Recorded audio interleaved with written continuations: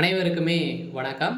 சற்று முன் கிடைத்திருக்கக்கூடிய ஒரு மிக மிக முக்கியமான செய்தி ஒன்று வெளியாகி உள்ளது.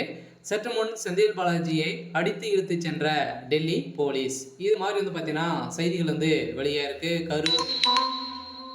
கரூர் சம்பவத்தின் அடிப்படையில இப்ப செந்தில் பாலாஜி அவர்கள் பார்த்தீங்கன்னா, இதுல முக்கிய பங்கு தமிழக வெற்றி கழகத்துல பார்த்தீங்கன்னா, ஒரு மிகப்பெரிய கலவரங்கள ஏற்படுத்தியிருக்காரு அப்படின்றத இப்ப தகுந்த ஆதாரத்தோட பார்த்தீங்கன்னா, சிபிஐ விசாரணை தெரிய வந்திருக்கு. இந்த விசாரணை அடிப்படையில இப்ப செந்தில் பாலாஜி அவர்கள் பார்த்தீங்கன்னா, இப்ப டெல்லி போலீஸ் அடித்து இழுத்துச் சென்றதாக இன்று காலை பரபரப்பை ஏற்படுத்தியிருக்கு.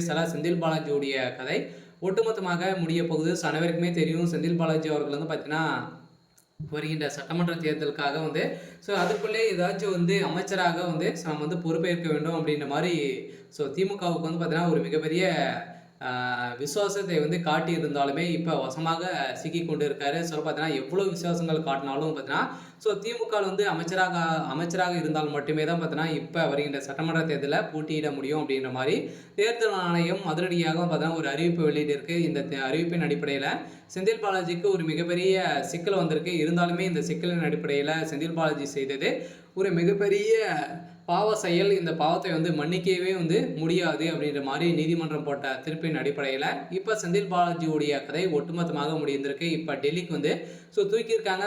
டெல்லியில் விசாரணை நடந்துட்டு இருக்கு. பார்த்தீங்கன்னா ஏற்கனவே ஒரு மிகப்பெரிய பிரச்சனைகள் அவர் இருக்கா இல்லையா.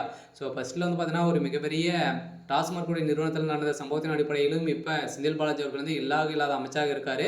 ஏற்கனவே ஒரு மிகப்பெரிய ஊழல் அதிமுக ஆட்சி காலத்தில் இருக்கும்போதே பார்த்தீங்கன்னா ஒரு மிகப்பெரிய ஊழல் செய்த காரணத்தின் அடிப்படையில் தான் அதிமுக விலகி இப்போ திமுக இணைந்து ஒரு மிகப்பெரிய புள்ளியாக இருக்காரு. இருந்தாலும் செந்தில் பாலாஜி அவர்கள் தெரியும் இவர் யார் அப்படின்றத. செந்தில் பாலாஜி கரூர் மக்களுக்கு அனைவருக்குமே தெரியும் இல்லையா.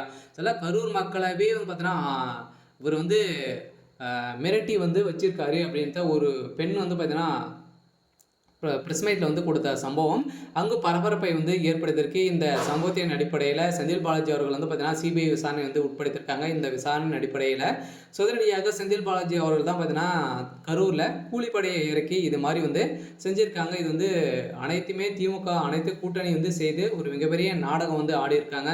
இந்த நாடகத்தின் அடிப்படையில் மக்களுடைய உயிர் தான் சேர்ந்திருக்கு. இதற்கு அனைத்துக்குமே தமிழக வெற்றி கழகத்துடைய தலைவர் விஜய் அவர்கள் தான் பொறுப்பேற்க வேண்டும் அப்படின்ற மாதிரி பார்த்தீங்கன்னா திமுக சேர்ந்த நிர்வாகிகளும் அனைவருமே பார்த்தீங்கன்னா குற்றச்சாட்டுகள் வைத்திருக்காங்க. அதில் இப்போ நீதிமன்றம் வழங்கிய தீர்ப்பின் அடிப்படையில் இப்போ செந்தில் பாலாஜி அவர்கள் செய்தது நிரூபணமாயிருக்கு. இப்போ அதிரடியாக செந்தில் பாலாஜி அவர்கள் டெல்லிக்கு தூக்கியிருக்காங்க. மீண்டும் அவர் ஒரு 1.5 வருட காலமாகவே